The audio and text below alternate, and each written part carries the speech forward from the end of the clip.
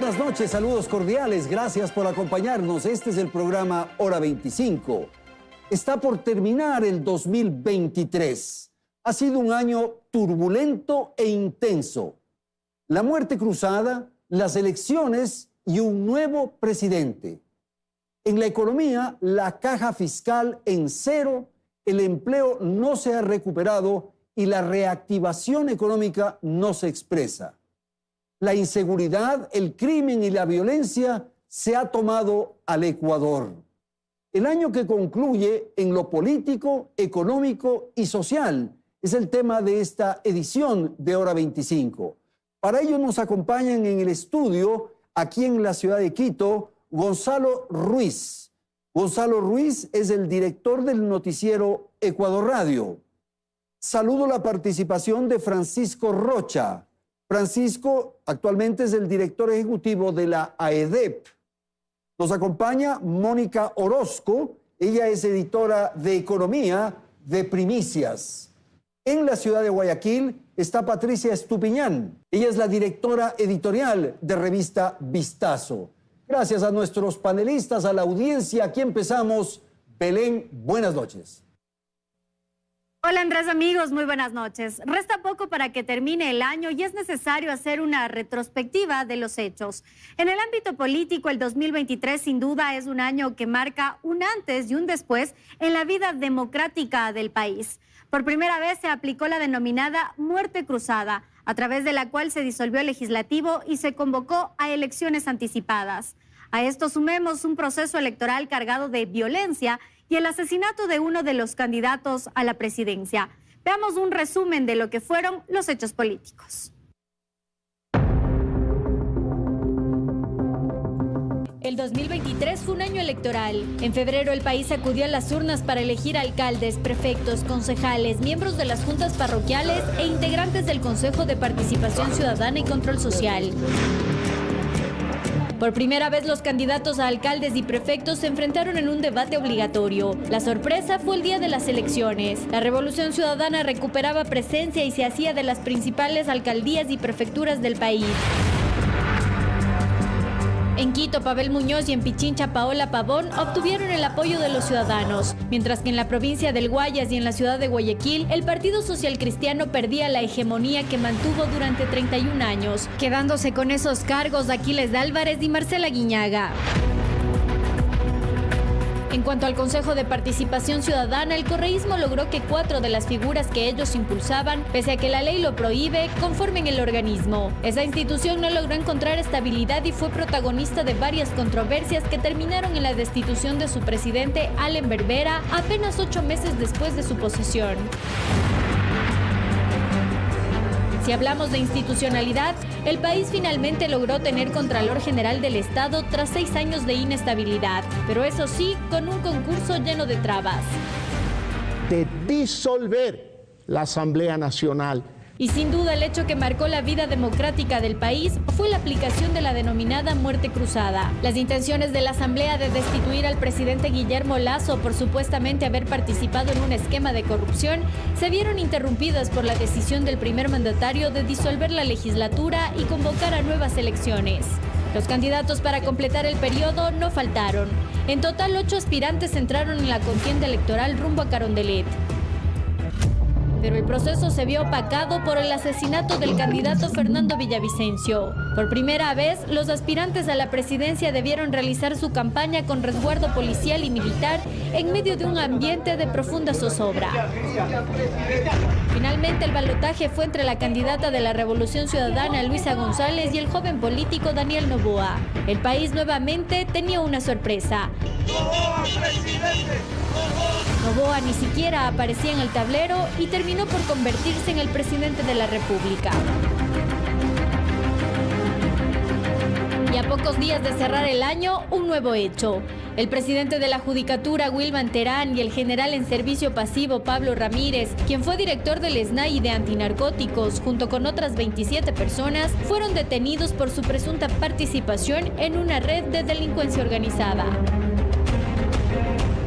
Sin duda, al recorrer estas imágenes y estos hechos que se han registrado, que se han producido en el 2023, Llegamos a la conclusión de que ha sido un año extremadamente complejo, turbulento, como habíamos dicho en la presentación. Gonzalo, buenas noches. Hola Andrés, un saludo a los panelistas. Gracias. Y un estupendo resumen de Belén, por cierto, de este año tan complejo, tan tenso, que nos ha refrescado desde ese inicio de las elecciones seccionales, la pérdida de la consulta popular que propuso el presidente Guillermo Lasso, hasta el vértigo de la muerte cruzada forzada por la inminencia de un juicio político que empezó a decurrir y claro, una campaña anticipada, como lo llaman unos, una campaña precipitada, como lo llaman otros, llena de hechos hasta ese brutal asesinato de Fernando Villavicencio que el país demanda que algún momento se esclarezca absolutamente. Se sepa exactamente. Patricia, en Guayaquil, sin duda el hecho que más atención provocó durante este periodo, durante esta jornada del 2023,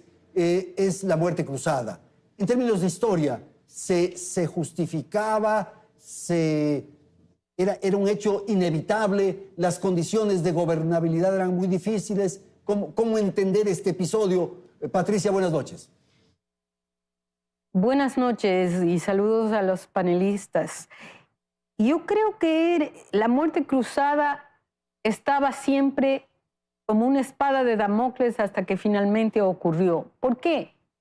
Porque en la Asamblea domina una fuerza política que es la Revolución Ciudadana, que tiene un solo propósito, el regreso de Rafael Correa.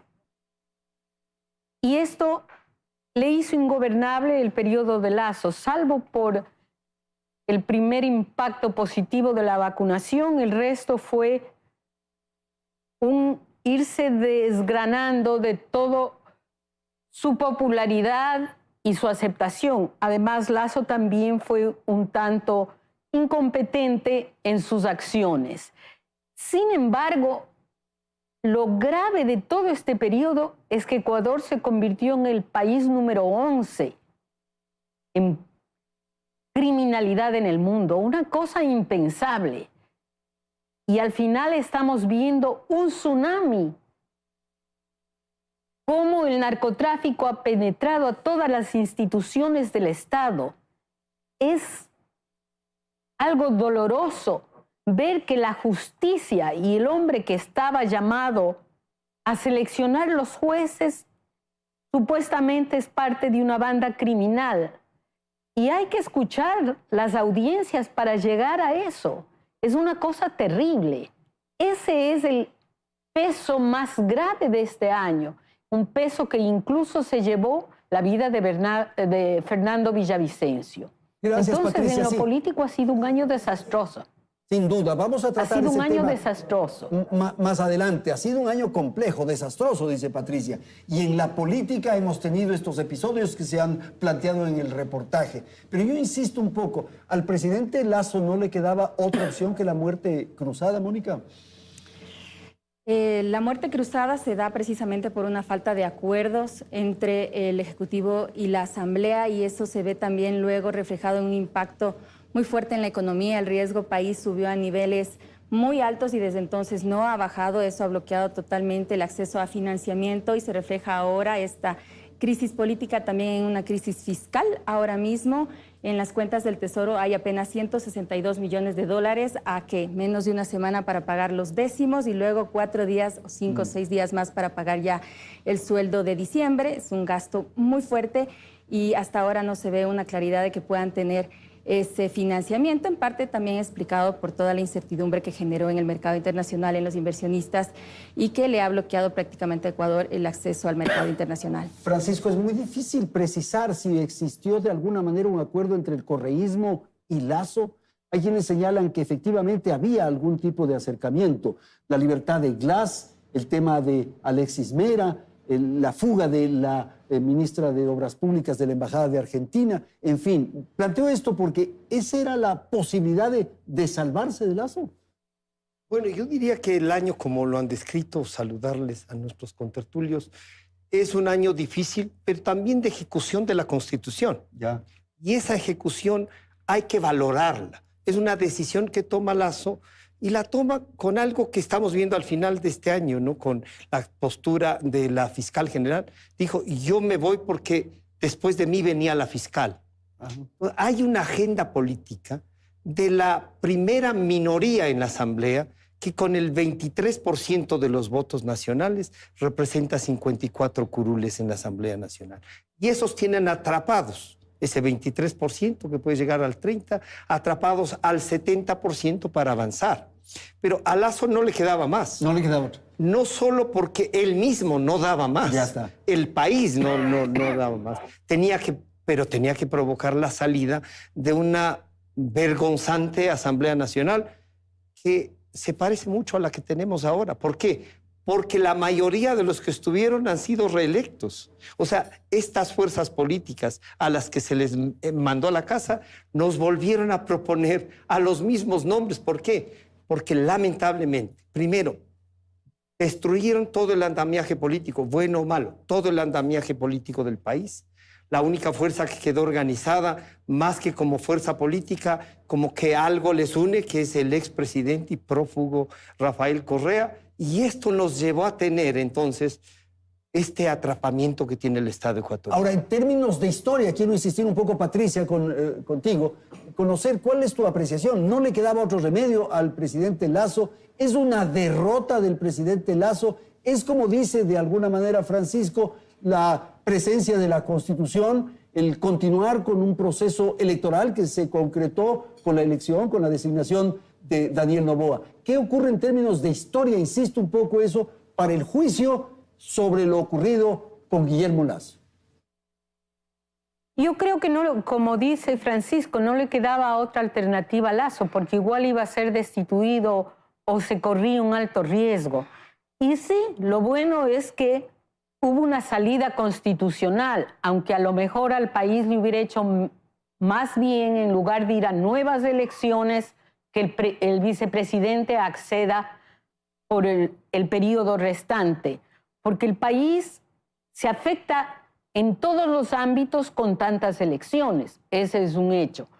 Pero yo estoy segura de que igual le hubieran hecho la vida imposible al que seguía, y probablemente le harán la vida imposible a Daniel Noboa, si es que en el transcurso ven cada vez más lejana la posibilidad del regreso de Rafael Correa. Y si no aprenden que Rafael Correa hoy es un pasivo para la revolución ciudadana, porque cada vez más se van viendo los tentáculos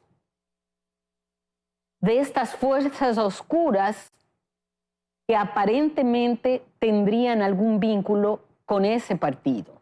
Gracias, Patricia. Y voy a dar la palabra a Gonzalo. El tema del enfrentamiento, de la polarización, correísmo, anticorreísmo. Eso está presente y muchas de las decisiones que se toman van en esa dirección. Y quizás señalar un poco lo que decía Patricia en la primera intervención, que la única razón de existir del correísmo es proteger a su líder. Por favor. La Revolución Ciudadana fue víctima de su propio invento. Ellos escribieron la Constitución de Montecristi, la hicieron aprobar en referendo y estaba ahí el artículo 148 de la muerte cruzada y echó mano de él Guillermo Lasso, ya ahogado por las circunstancias políticas y ante la inminencia del juicio político. Y eso precipitó las cosas. Pero la Revolución Ciudadana no ha muerto. Tuvo una votación significativa en las elecciones seccionales del 5 de febrero, tuvo una votación importante en el Parlamento y llegó a la segunda vuelta. Lo que sí parece evidente que se está resquebrajando, que hay búsqueda de nuevos liderazgos y eso le va haciendo daño a la posibilidad política de un prófugo de la justicia que por ahora tiene una gran cantidad de actos por los cuales responder, que es Rafael Correa. Sin embargo, pesa, sigue existiendo. La Revolución Ciudadana no ha muerto, pero tampoco tiene una expectativa cercana de llegar al poder. No sé qué pasará en 2025. Claro. Mónica, y la sensación esta de que los asambleístas le dan la espalda al pueblo, están atentos a estos asuntos relacionados con la protección del líder que es Rafael Correa y con lo que pueda ocurrir en el ámbito judicial. Pero ¿qué sucede con la legislación? La legislación no avanza en mira, en atención a los graves problemas del país. Así es, la Asamblea no dio paso a muchas de las reformas planteadas por Lasso, ni siquiera a que se discutan. De hecho, la ley que logró aprobarse pasó por el Ministerio de la Ley, hoy mismo está también observada. puede estar, incluso volver al debate esa reforma. Y de hecho, ahora mismo estamos viendo cómo esta alianza, entre comillas, está abriendo camino a políticas que ya habíamos visto en el pasado y que presentaron un escenario de más incertidumbre de Ecuador hacia el mundo, y también de políticas que no funcionaron, como el tema de tomarse las reservas del Banco Central, ahora con una reforma también para poder sacar liquidez del banco cuando ya se había decidido por un fortalecimiento de la dolarización. Está eso de por medio otra vez, con políticas que nuevamente pudieran llevar a acciones desesperadas del gobierno por buscar liquidez, tomar el oro. No lo sabemos, volver a tomar más reservas. Es un tema bastante complejo. Sin duda. Y vamos a tratar eso en el segmento siguiente. Francisco, 2 minutos rápidamente. ¿Qué es lo que está ocurriendo en el ámbito del desenlace, digamos, con Daniel Noboa? Están usando este acuerdo que es antinatura, porque el señor presidente Noboa recibió los votos ciertamente de los anticorreístas, pero también de los que quieren cambiar. Y los que quieren cambiar no querían al correísmo, por lo tanto, esa mayoría está ahí. Pero hemos visto actuar a la Asamblea allanando el camino para buscar a la fiscal general. Y yo sé que en temas de justicia lo vamos a tratar, pero la actitud política del correísmo, en el número, en el nombre que se pongan, es la impunidad. Y esa impunidad está latente y se la está buscando. ¿Con qué objetivo? No solo para volver, no saben cómo, no se perdonan el no seguir en el gobierno. Y entonces, cuando ellos no están, cualquier cosa, así sea una repetición de las medidas que ellos tomaron, está mal. Está mal. Claro. Pero además hay que buscar convulsionar a la sociedad, enfrentarla. Cuando ellos no ganan, generan violencia. Y esa violencia la estamos viviendo ahora en el Ecuador. Ok, voy a ir a una pausa, tenemos que atender publicidad y enseguida retornamos. Y el segmento que vamos a presentar tiene que ver con el 2023 en el ámbito de la economía. Ya retornamos.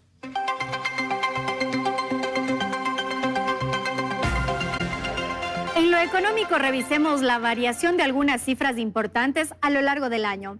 Un tema que llamó la atención fue que entre enero y febrero se registró un superávit de la balanza comercial. El país tuvo un saldo favorable de 267 millones de dólares. Otro aspecto positivo estuvo ligado a las reservas internacionales del Banco Central. En agosto, estas alcanzaron una cifra importante, 9.000 millones de dólares. No obstante, cerramos el año con apenas 5.910 millones. Si hablamos de petróleo, este no ha sido un buen año. En el primer semestre se registró una caída del 36%. Y a esto sumemos que a través de la consulta popular, la mayor parte de ecuatorianos decidió dejar el petróleo del bloque 43, conocido como Yasuní y Teté, bajo tierra, lo que representará 1.200 millones de dólares menos. Como si fuera poco, el gobierno decidió dar marcha atrás a la reforma tributaria que él mismo implantó. El riesgo país superó en este año en varias ocasiones la barrera de los 2.000 puntos y la atracción de inversiones fue prácticamente nula. Y para finalizar, una cifra que genera aún más preocupación. El 54% de ecuatorianos que dice tener un empleo está en el sector informal. Seguimos contigo, Andrés.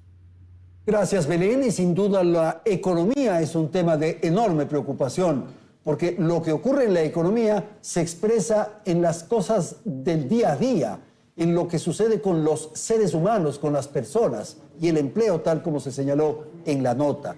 Y quizás empezar esta revisión, Mónica, con el asunto de las reservas. ¿Qué ocurre con las reservas? Por favor. Así es, como al inicio se mencionaba, estaban 5.900 millones de dólares a inicios de diciembre, pero ahora mismo las cifras más recientes muestran 5.000 millones. O sea, estaba en 5.000, se fue a 9.000 y bajaron otra vez. Y bajó muy rápido porque usualmente al final del año se hacen muchos pagos de deuda externa, también suben las necesidades de pagos para, por ejemplo, importaciones. Porque hay que entender una cosa, si bien la economía nacional tiene una liquidez de alrededor de 70.000 millones de dólares, uno pensaría que las reservas internacionales de 5.000 millones de dólares, bueno, no te marcaría tanto, pero en realidad tienen una función muy específica, que es que el Banco Central es un agente pagador, un agente pagador del Banco Central y también de otros actores de la economía, como el sector privado. Cuando bajan las reservas, entonces entra entra en una situación que puede llegar a una situación compleja si es que todos los actores que tienen sus depósitos comienzan a solicitarle ese dinero. ¿Cuál es la explicación para ese descenso de las reservas? Si llegamos a 9.000 y volvimos a 5.000, ¿cuál es la explicación? Es una muy buena pregunta, ¿cómo llegamos a esta situación? En medio de que esto también refleja una crisis fiscal. El presidente Guillermo Lasso, como bien se decía al inicio de la nota, decidió dar marcha atrás con su reforma tributaria, decidió bajar el ISD. Solamente por la reforma tributaria perdió alrededor de 300 millones de dólares de este año, unos 200 y poco más millones de dólares por el ISD, y todo esto en un escenario de precios de petróleo a la baja. Es una situación bastante crítica que más bien se dio un retroceso en todo lo que es la política económica. Y yo me pregunto ahora, ¿cuál es el plan de gobierno de Daniel Noboa? Ahí dejemos esa pregunta para en la siguiente ronda. ¿Qué es lo que ocurrió en este 2023? Las circunstancias económicas son muy complejas.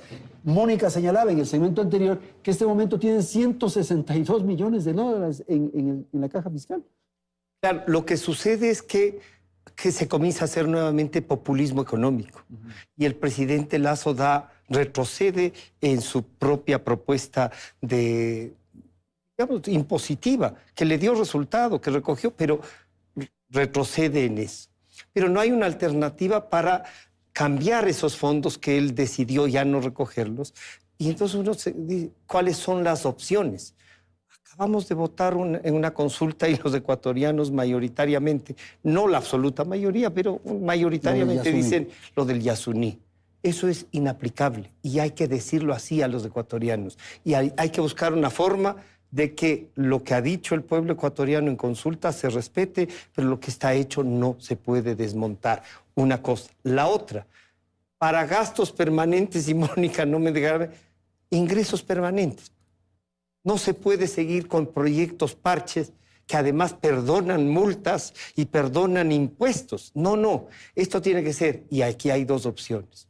Si el 2023 ha tenido dificultades no solo de crecimiento del déficit fiscal, no solo además de falta de ingresos que no han sido sustituidos o de eliminación de ellos, o hay subir el IVA o subir la gasolina. Bueno, ahí hagamos una pausa. Los temas estructurales pone Francisco en la conversación. Eso es muy complicado. No, sí, es complicado, pero es lo que se debiera hacer. Si tenemos un déficit fiscal abultado, como nos ha dicho el actual gobierno, la verdad es que las comparaciones entre el cierre del anterior gobierno, cuando entrevistábamos al ministro Pablo Arosemena, y con varios exministros que hemos entrevistado estas semanas, hay diferencias sustanciales. Pero convengamos que hay ese déficit fiscal de 5.000 millones. Solamente se puede mejorar esa situación con buena recaudación de impuestos o con más impuestos. Se niegan a más impuestos muchos sectores políticos por obvias razones y la buena recaudación requiere más eficiencia.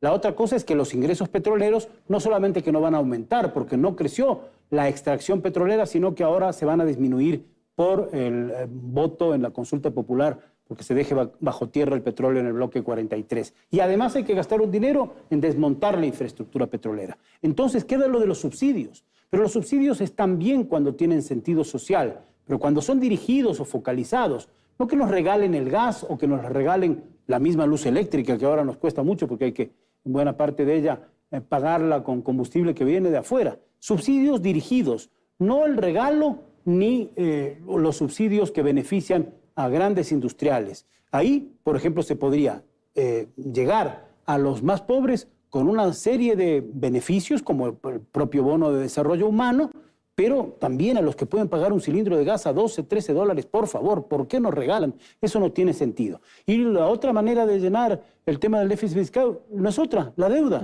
Vamos a ir con Patricia para tratar ese tema, porque claro, como plantea Gonzalo, las opciones se les van achicando, se les van reduciendo las autoridades. Y a este momento, me parece que la única opción es deuda, ¿no? Adelante, Patricia, por favor. Sí, en realidad el problema principal es que el paro de octubre que le hizo el movimiento indígena al presidente Lasso le cambió todo el esquema que tenía organizado y le quitó fuerza versus el Fondo Monetario Internacional, porque esa era la hora para desmontar un poco los subsidios, focalizándoles pero con las protestas indígenas, con estos grupos de poder que paralizan el país, eso resulta muy difícil, es un costo político muy grande. Entonces, pero esa es la única salida. El país no puede seguir tirando al humo y a las fronteras los combustibles baratos. Eso es uno de los errores más graves, es algo que nadie se atreve, que todo el mundo tiene miedo, pero en parte, ¿quiénes aprovechan esos subsidios? Colombia, los contrabandistas, la minería ilegal, los narcos. Entonces, eso debe cambiar. No le queda otra al gobierno sino tocar un poco a los combustibles, aunque el presidente ha dicho que no lo hará.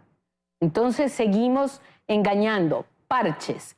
Y la reforma tributaria de más impuestos es lo que le causó a Lasso su caída de popularidad, porque a los únicos que les clavaron impuestos fue a la clase media.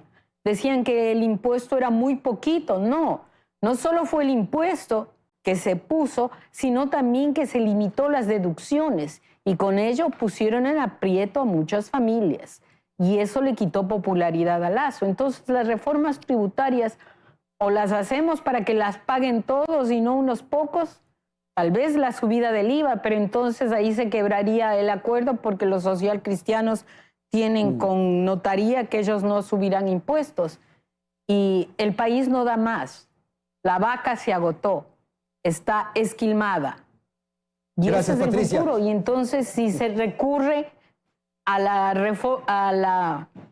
Banco Central, entonces ponemos en peligro la dolarización que nos ha dado la única ventaja. Somos uno de los países con menos inflación en la región, gracias a la dolarización. La dolarización rápidamente, Francisco. Bueno, la dolarización nos ha permitido no solo que los salarios, esto que a veces dicen es el salario más caro, ahora será 460, pero es apenas el 30% de la población económicamente activa. La dolarización se puede poner en riesgo si es que van a usar, como está en el proyecto, la reserva y patean la deuda del Banco Central. Que hay que reperfilar la deuda, dicen algunos economistas. Eso es posible, pero a 30 años... ¿Será que le pateamos todo y si algún momento, como decía Mónica, requieren los actores económicos de esa liquidez, qué vamos a hacer? Están poniendo en riesgo la dolarización, que es el bien más preciado que tenemos los ecuatorianos, incluso aquellos que no tienen ingresos fijos. Pero solo un apunte, ese tema del reperfilar la deuda ya salió del proyecto. Fue una intención, se advirtió a tiempo esta semana, hubo varios analistas económicos que lo advirtieron, la sacaron, no va a estar en el proyecto que se va a discutir, lo cual es una buena noticia. Pero queda ese trauma de los subsidios, ¿no? Porque se toca el tema de los subsidios y ya se amenazan con levantamientos sociales. Es difícil de resolver. Ok, Mónica, entonces nos quedamos pendientes en el plan del gobierno del presidente Noboa frente a esta situación. ¿Qué hacer? Yo insisto, ¿la deuda es la única opción? ¿Qué es lo que está haciendo ahorita el gobierno? Lo que está haciendo el gobierno es lo que haría una familia desesperada. Vemos una desesperación más que un plan de gobierno, pienso yo. Ahorita le está pidiendo plata al hermano, al tío, y toda la deuda se queda ahí mismo, llega al fin de mes y no va a poder pagar igual.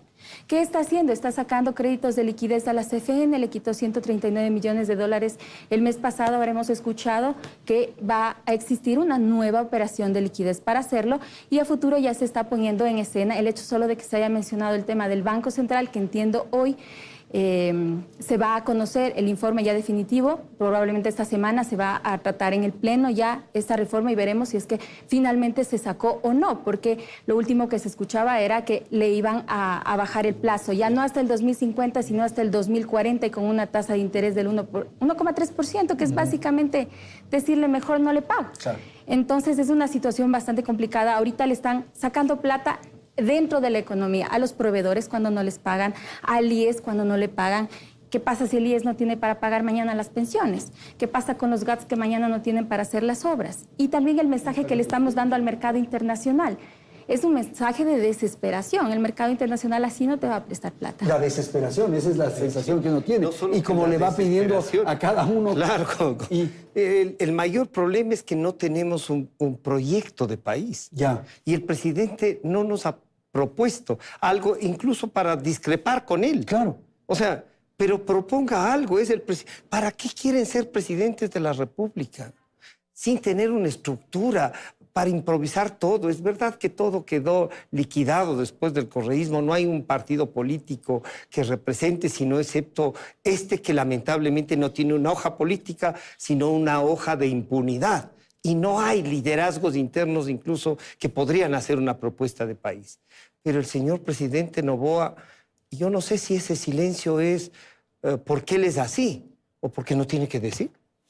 Bueno, yo creo que hay una cosa clave, ¿no? Ahora mismo están discutiéndose y la próxima semana de definirse este proyecto de ley urgente. Pienso yo que se debió haber aprovechado esa oportunidad para meter más temas y más temas de fondo y estructurales, no solamente coyunturales en el proyecto. Quizás socialmente sí tiene algo fundamental que es el empleo joven, el estímulo al empleo joven. Ojalá de resultado. Lo de las zonas francas es debatible, se dice, bueno, se crea empleo en una zona tal, se puede beneficiar a esto, pero nos decía un abogado experto tributario esta semana que le entrevistamos, Mario Prado, que si no hay seguridad jurídica, la inversión extranjera no va a venir de todos modos. Entonces el estímulo está muy bien, pero hay que pensar en esas otras cosas. Y esas son opciones a más largo plazo. Claro, y van a venir un par de años. Para la próxima semana, mañana lunes que empieza la semana, pagar el 13º. Y el otro tema es lo que hemos hablado ya y lo tocaron ustedes, la remisión de las deudas con el Servicio de Rentas Internas. Se pueden beneficiar unos, pero también se perjudican aquellos que cumplen a tiempo con la ley. Queda pendiente, se nos ha dicho de buena fuente, que inmediatamente después de este proyecto va a venir uno nuevo.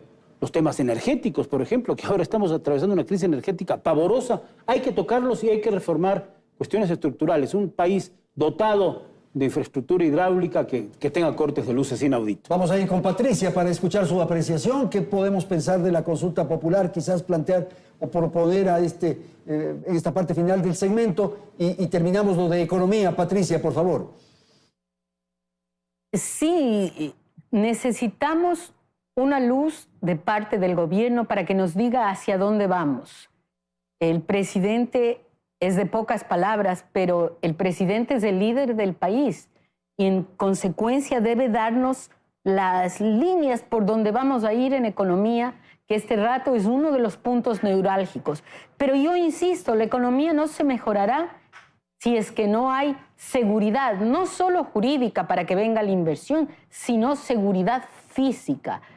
Y necesitamos realmente un barrido de las instituciones como la justicia, un barrido de la policía.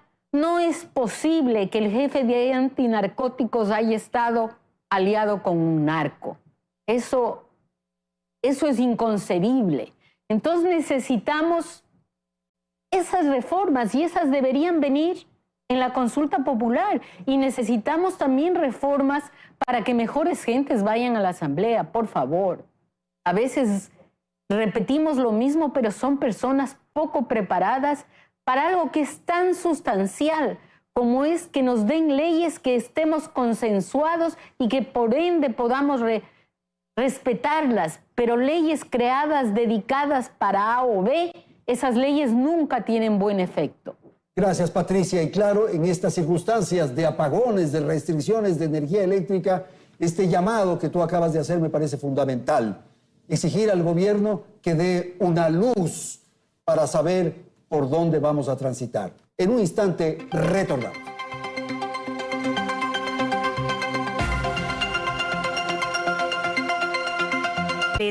La provincia de Esmeraldas afectada por las intensas lluvias que desbordaron ríos, que arrasaron con todo.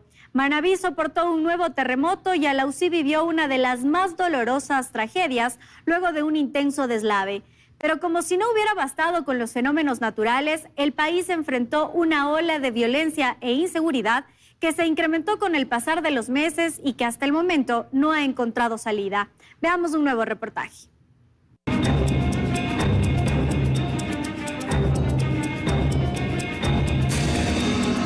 La naturaleza no dio tregua este 2023 al Ecuador. En marzo, Manabí nuevamente fue golpeada por un terremoto de 6,5 grados que dejó 14 fallecidos, más de 400 heridos y múltiples pérdidas materiales.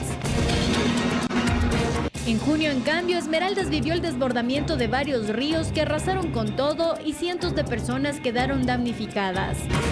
Y en ese mismo mes, el cantón Alausí, en la provincia de Chimborazo, vivía una de sus peores tragedias. Se trató de un deslave mortal que dejó 65 fallecidos y al menos una decena de desaparecidos. Todo un barrio quedó aplastado por la tierra y prácticamente desapareció del mapa. Pero en el ámbito social, lo que más golpeó al Ecuador fue la ola de inseguridad y violencia. El país veía con angustia cómo se llevaban a cabo actos terroristas, explosiones de coches bomba, uso de granadas e incluso por primera vez en la historia vimos cómo a un ciudadano le amarraron explosivos en el cuerpo como parte de las amenazas de los grupos criminales. Las extorsiones, mal llamadas vacunas, un delito exportado, se propagó con rapidez en casi todo el país. Así también, los secuestros se volvieron frecuentes. Debemos estar más convencidos que desde el primer momento ese hombre entregó su vida por Manta. El asesinato del alcalde de Manta, Agustín Intriago, en medio de la entrega de una obra, generaba aún más angustia. Los delincuentes cobraron fuerza al interior de las cárceles. El 80% de los delitos se planificaba dentro de ellas. Se autoriza la tenencia y porte de armas de uso civil. El gobierno de Guillermo Lasso puso sobre la mesa la posibilidad de que los ciudadanos se armen a través de un decreto ejecutivo con el cual autorizó el porte de armas en el país tras seguir un extenso proceso.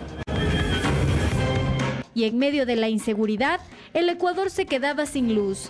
Después de una década, los apagones volvieron por falta de previsión de las autoridades. Entonces un recorrido de lo que ha sucedido en este 2023 en el ámbito de lo social. Y claro, la carga de la inseguridad, de la violencia, de la criminalidad es agobiante. Sí, el resumen es tan impactante que uno dice cómo priorizar lo que realmente más nos golpeó todo.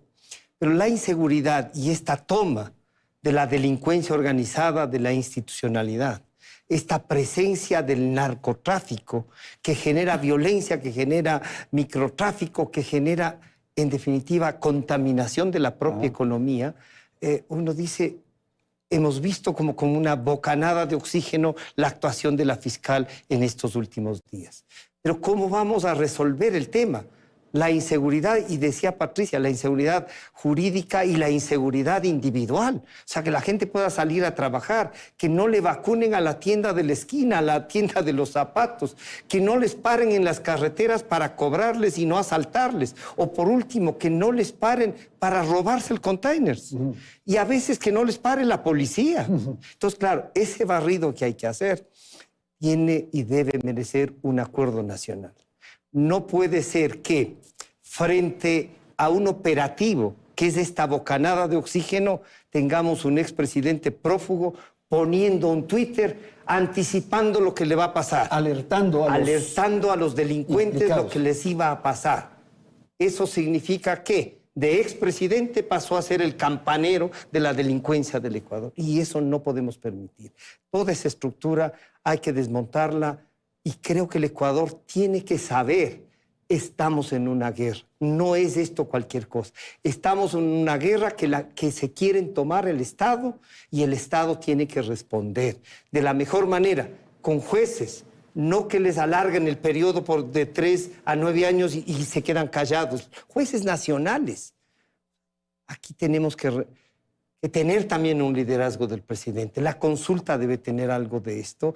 Y claro, frente al fenómeno del niño que parece baja la intensidad, pero los riesgos, el Ecuador tiene que prepararse para todos los riesgos permanentes que tiene, incluso los políticos. Bueno, y sabíamos, Gonzalo, que no se podían atender todos los problemas, que la cantidad de dificultades que tiene el Ecuador es enorme, pero sí decíamos los 3 o 4 grandes problemas. Y quizás el más importante, el de la seguridad. Y no hay una definición también. Se exige que el plan Fénix, no queremos detalles ni precisiones, pero ¿qué? ¿Qué están haciendo en la seguridad? Por favor. Claro, que se empiece a actuar. Ante esta realidad, el Ecuador creo que debe saludar la actitud valiente de la fiscal general del Estado, Diana Salazar, amenazada con un juicio político, pero que se ve ha estado investigando desde hace rato con una estructura muy cerrada, esto porque la institucionalidad del Ecuador está penetrada. Si están imputados como presuntos implicados, habla, ¿no es cierto?, del presidente del Consejo de la Judicatura, de un alto exoficial antinarcóticos hasta hace poquísimos días y que estuvo al frente de las SNAI, que además el sistema carcelario está absolutamente destruido. Hemos visto matanzas y masacres desde 2016 sin soluciones de fondo para parar de fondo al crimen organizado que opera desde adentro de las cárceles. Si además tenemos en esta estructura, por ejemplo, del caso Metástasis, que además tiene un nombre extraordinario porque revela que hay un cáncer de fondo en la institucionalidad del Ecuador, está penetrada la justicia, varios jueces, fiscales, agentes policiales.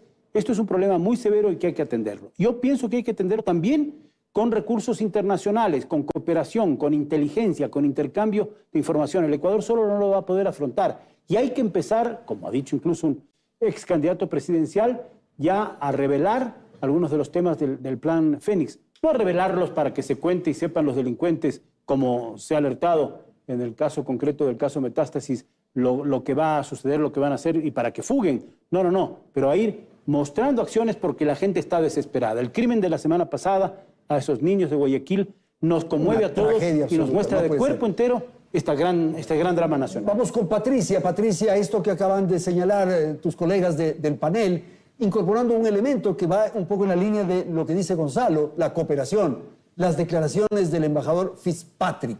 ¿Cómo leer esto que estamos viviendo? El tema de la inseguridad, la vinculación con la economía y las declaraciones o las apreciaciones del diplomático norteamericano.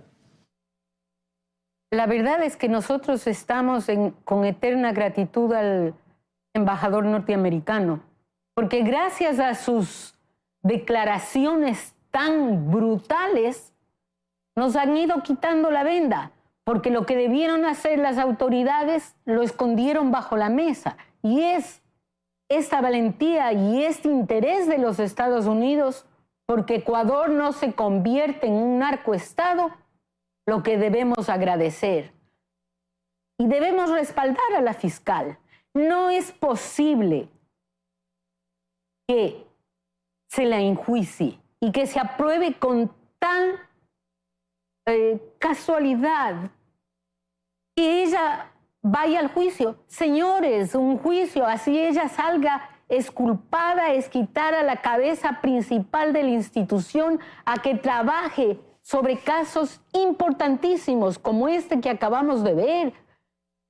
El crimen de Villavicencio. Necesitamos una mujer que ha demostrado ser valiente para enfrentar esto, que no esté atada a estar preocupada por las triquiñuelas jurídicas que le quieren hacer en el Congreso. No es posible lo que hizo el CAL, aprobar ese juicio. Y no es garantía para su permanencia que digan que no van a votar por su culpabilidad. Lo importante es que ese juicio no se dé, porque el país está al borde de convertirse en un narcoestado, le guste a quien le guste. El país va a ser algo que nosotros no hemos vivido y no nos merecemos. Hay que dar todo el respaldo ciudadano a Diana y hay que dar todo el respaldo para que no sea enjuiciada y toda la censura a todos aquellos que tienen otros intereses, porque estamos viendo, yo no sé si ustedes han escuchado las audiencias, es algo descorazonador. Es algo descorazonador como gente con tanta maldad dice a la fulanita, quitémosle, desprestigiémosle, matémosle. ¿Cómo es eso? ¿Cómo es eso? ¿Cómo es que nos han penetrado? ¿Y cómo podemos darle espalda a eso? Esto es un problema de todos, no solo del gobierno. Y como sociedad debemos enfrentarlo. Ok, gracias, y una Patricia. de esas maneras es respaldar a la fiscal. Mónica, y entonces la economía y esta inseguridad, estos dineros sucios, ¿qué está ocurriendo? Un poco también recogiendo lo que decía el embajador, que incluso ha llegado a algunos equipos o cuadros del fútbol nacional. Así es, tiene doble incidencia, pienso yo, el tema de la inseguridad y todo el contexto que estábamos conversando hace unos minutos. Primero porque la inseguridad se traduce en menos ventas, los negocios están cerrando antes, están gastando más en seguridad, en guardianía, y no solo eso, también en pagarles para que no les maten. No se puede vender un auto porque es posible que no regreses. Es una sensación de inseguridad en la sociedad. Totalmente coincido con el punto de vista respecto de que es un problema de la sociedad y no solo del Estado. El crimen a los 4 pequeños debería avergonzarnos. Deberíamos sentir vergüenza como sociedad, como país, como Estado, que ha fallado. Y creo que también revisar todo esto le hace bien a la sociedad para ver qué vamos a hacer. El combate ahora que se está dando a la corrupción es importantísimo desde el punto de vista económico, porque un ciudadano que le exigen que pague más impuestos, ¿cómo voy a pagar más impuestos si llega al Estado y el Estado prácticamente se roba a través de funcionarios corruptos? De ahí la importancia de combatir la inseguridad, el crimen y la corrupción. ¿Y el dinero sucio qué estará pasando? El narcolavado. Bueno, ¿no se tiene datos, información que nos puedas dar? Leíamos hace poco, no es información pública, incluso se utiliza los famosos Bitcoin para poder lavar todo el dinero ahora, y lo que se conoce hasta ahora es que los narcotraficantes buscan deshacerse rápidamente de este dinero, lavarlo rápidamente, y en ese sentido pudieran no ser tan cuidadosos, y ahí hay una oportunidad de investigación para la Fiscalía para seguir el rastro de este dinero que, como vemos, está llegando incluso hasta esferas políticas. Bueno, estamos ya por concluir el programa y quizás damos una sensación negativa. Es la realidad, Gonzalo, no podemos ocultarla. Pero qué llamado, qué esfuerzo podemos hacer, un poco en la línea del pensamiento de Patricia, de que este es un problema de todos. No es del gobierno, no es de los políticos, es de todos nosotros. Así como tenemos que hacer esfuerzos para ahorrar energía eléctrica y quizás no prender el arbolito de Navidad o las guirnaldas que se pone ahora en los centros comerciales, todos debemos ayudar en esta causa. Vamos cerrando el programa. Sí, deberíamos apagar un poquito la luz, pero también alumbrar la luz del entendimiento. Claro. Tú has dicho, es un problema de todos, claro que es un problema de todos, es un problema de todos que debemos afrontarlo, pero levantarse el telón del caso Metástasis que ha hecho la fiscal general, que nos sirva para que ya no más los jueces entreguen habeas corpus como lotería, salgan sentenciados de la cárcel y estén en libertad y se rían de todos nosotros, eso es una burla, que los delincuentes peligrosos no gocen de medidas sustitutivas, se van con grillete y se sacan el grillete a los 2 minutos, a ver si cambiamos de una vez por todas. Y a veces tenemos que también pensar en que hay que nombrar jueces en la Corte Nacional de altísima calidad, probos, íntegros, bien preparados. No podemos tener en las Cortes personas que no están calificadas. Creo que este es un gran reto, la gran oportunidad que tú dices. No sé si a través de la consulta popular se puedan proponer algunos temas fundamentales, Andrés. Patricia, entonces voy contigo para este llamado, para esta proclama en favor del optimismo, de la esperanza, de enfrentar los problemas. Por favor. Claro, en un año tan triste como ha sido este, de delincuencia, de la muerte de un candidato presidencial, la fiscal ha dado una bocanada de esperanza. Sí se puede combatir al crimen organizado, pero ese combate tenemos que hacerlo todos, respaldando eso, respaldando que en Ecuador, si somos más los hombres decentes en el país, como decía el embajador Fitzpatrick, esta es una lucha de los hombres decentes contra los hombres malos. Y los hombres decentes en el Ecuador somos más. Así que eso es lo que tenemos que hacer. Y no elegir a corruptos también, porque somos responsables, somos tan corruptos como los corruptos, el que da el voto por un corrupto. Pensemos en el país de nuestros hijos, en el país de nuestros nietos. Ecuador es un país maravilloso. Ecuador merece una mejor suerte y no ser el número 11 como país más peligroso del mundo. Gracias, Patricia. Mónica, entonces este llamado, este mensaje final para recuperar un poco las dificultades que hemos tenido en este año que está por concluir. Lo primero creo que sería tener claro un plan, no solamente un plan económico, un plan también relacionado con la seguridad, y difundirlo de tal manera que la sociedad pueda unirse, para que ese plan pueda ser sostenible en el tiempo. Caso contrario, estamos pensando para un año, que es lo que se ha hecho en la parte económica. Y luego yo quisiera hacer un llamado para no perder esa capacidad de sorpresa de la sociedad. A veces estamos leyendo todo el tiempo estas noticias, estamos todo el tiempo escuchando sobre la corrupción, pero cada caso es peor que otro. Ya no nos conmovemos, ya no nos duele. Hace falta recuperar esa capacidad de sorpresa y también de decisión como ciudadanos frente a un problema. Gracias. Vamos a terminar. Francisco, por favor. Sí, que no perdamos esa posibilidad incluso de indignarnos.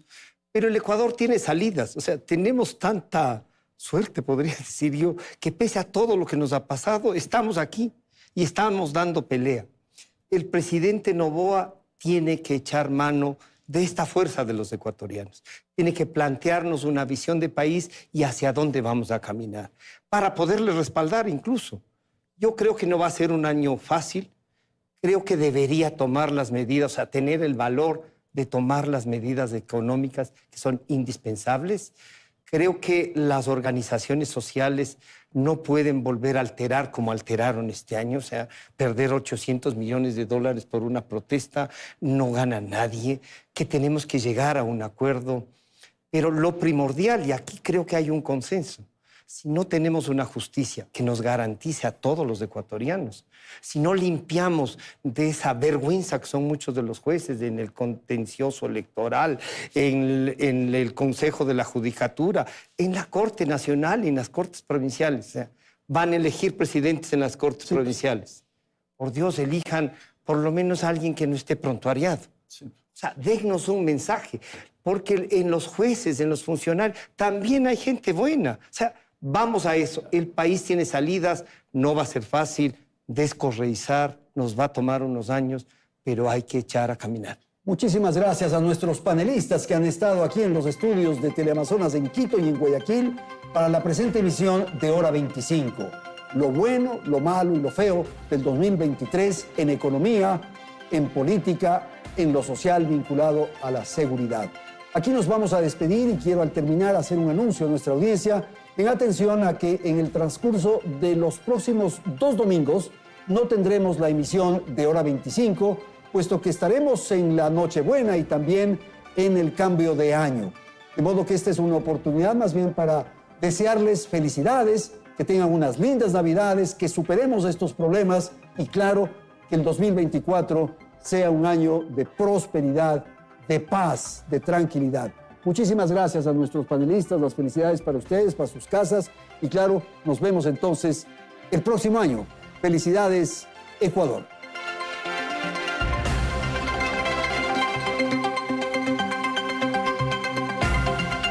Teleamazonas presentó Hora 25.